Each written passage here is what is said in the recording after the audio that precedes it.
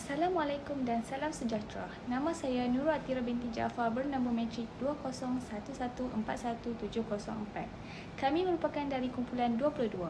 Saya ingin mengulas tentang latar belakang Shelley Duvall. Shelley Alexis Duvall dilahirkan pada 7 Julai 1949 di Fort Worth, Texas. Beliau merupakan anak pertama kepada Bobby Ruth Crawford dan Robert Richardson Bobby Duvall. Beliau merupakan seorang anak muda yang artistik dan bertenaga. Beliau juga berminat dalam sains dari usia muda dan bercita-cita untuk menjadi saintis ketika remaja.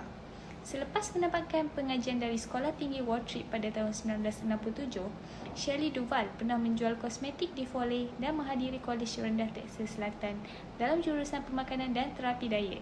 Shelley Duvall pernah mendefinisikan bahawa kesedaran kendiri objektif adalah perhatian yang difokuskan pada diri sendiri sebagai objek yang dapat dinilai secara sosial.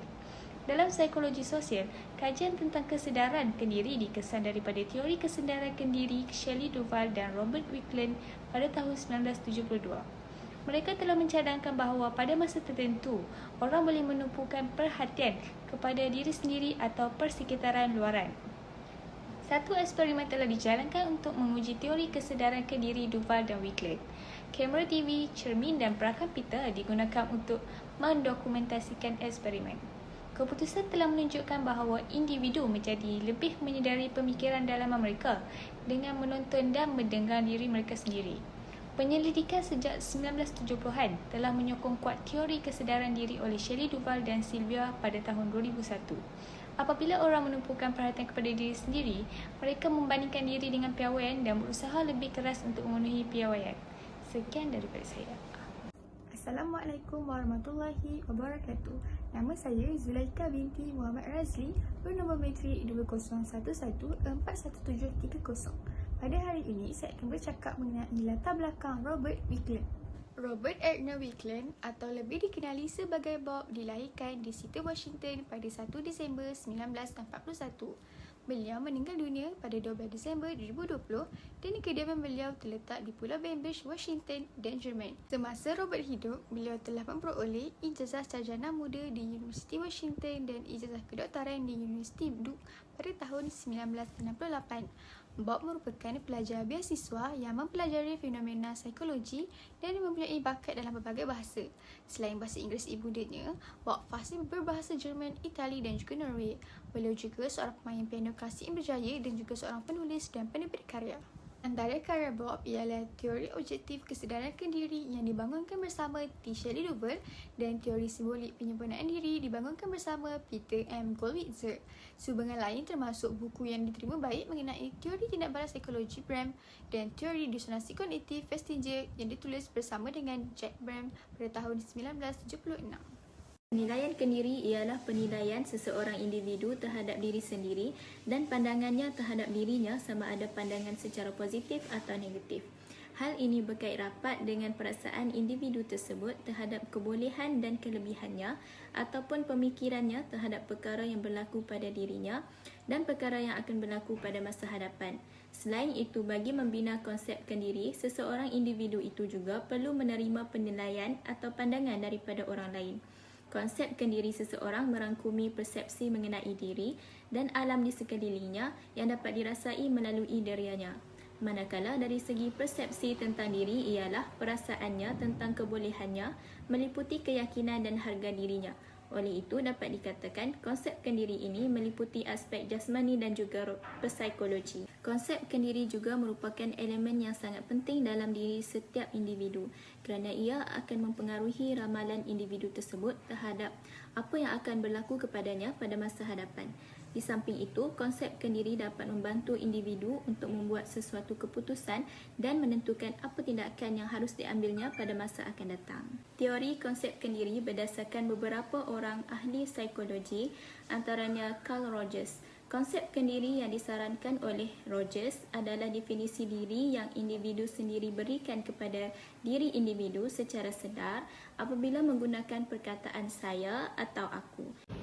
Assalamualaikum dan salam sejahtera. Nama saya Siti Asila binti Muhammad Samsuri, nombor metrik 2011411713. Saya akan menjelaskan tentang fakta menarik tentang kesedaran kendiri. Yang pertama, ahli psikologis sosial berminat untuk mengkaji kesedaran diri kerana ia mempunyai pengaruh yang begitu penting terhadap tingkah laku.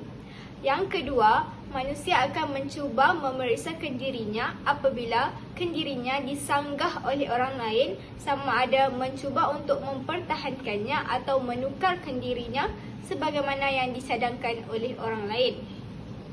Yang ketiga, kesedaran diri amat penting dalam kehidupan setiap individu untuk memberi pengetahuan tentang kekuatan dan kelemahan diri agar berpeluang untuk menambah nilai atau potensi diri dan mampu menyesuaikan diri apabila berhadapan dengan persekitaran baru.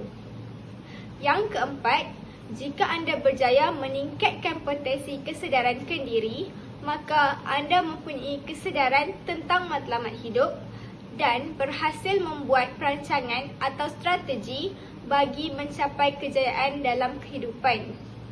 Yang kelima, jika anda kekurangan pengetahuan dalam kesedaran diri, anda tidak akan mampu memahami tindakan atau tingkah laku anda dan gagal untuk memahami emosi yang dirasakan. Yang terakhir, tahap kesedaran diri yang tinggi membolehkan seseorang itu menilai dirinya dan sentiasa berusaha untuk mempertingkatkan atau menambah nilai potensi yang sedia ada. Assalamualaikum dan selamat sejahtera. Nama diberi Nur Syamimi Ayuni binti Muhammad Rafi, nombor metrik 2011141697. Dalam video ini saya akan membentangkan contoh-contoh kesedaran diri. Contoh yang pertama ialah dari segi cermin sosial. Kita mengetahui diri kita melalui orang lain sebagai cermin. Orang lain memberitahu siapa kita dari tindakan mereka dari segi kata atau perbuatan. Yang kedua ialah dari segi pembandingan sosial, iaitu kita membandingkan diri kita sendiri dengan orang lain. Contohnya, kita bandingkan cara orang lain berpakaian dan personaliti mereka. Yang ketiga ialah kesedaran diri awam, iaitu bila orang menyedari bagaimana mereka kelihatan di mata orang lain. Situasi ini sering muncul bila kita di khalayak ramai, terutamanya ketika berucap di hadapan orang ramai. Yang keempat ialah kesedaran diri peribadi. Ini akan berlaku jika orang itu menyedari beberapa aspek diri mereka tetapi secara peribadi sahaja. Contohnya, kita perasan ekspresi muka kita dalam keadaan berdebar atau sakit.